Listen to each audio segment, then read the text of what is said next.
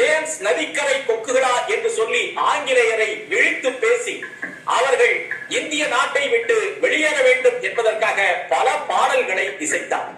இப்படி எண்ணற்ற ஆயுத போர் மட்டும் அல்லாமல் எண்ணற்ற முயற்சிகள் இந்திய விடுதலைக்கு துணை செய்தன.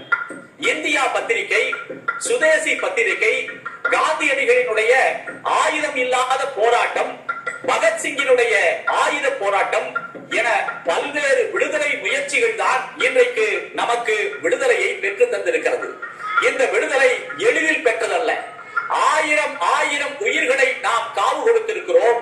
ஆயிரம் ஆயிரம் உறவுகளை நாம் இழந்திருக்கிறோம். ஆயிரம் ஆயிரம் துன்பங்களை நாம் பெற்றிருக்கிறோம். ஆயிரம் ஆயிரம் இன்னல்களுக்கு பின்னால் நமக்கு இந்த சுதந்திரம் கிடைத்தது என்று சொன்னால் இந்த சுதந்திரத்தினுடைய மதிப்பு என்ன? இந்த சுதந்திரத்தினுடைய பெருமை என்ன? நாம் இந்தியர் என்ற பெருமையோடு இந்த சுதந்திர தினத்தை ஈரோடு மாவட்டத்தில் இருக்கக்கூடிய ஆனைக்கல் பாளையம் என்ற இடத்திலே மைதானத்திலே மிகச்சிறப்பாக ஈரோடு மாவட்டம் இந்த சுதந்திர தினத்தை கொண்டாட தொடங்கி இருக்கிறது.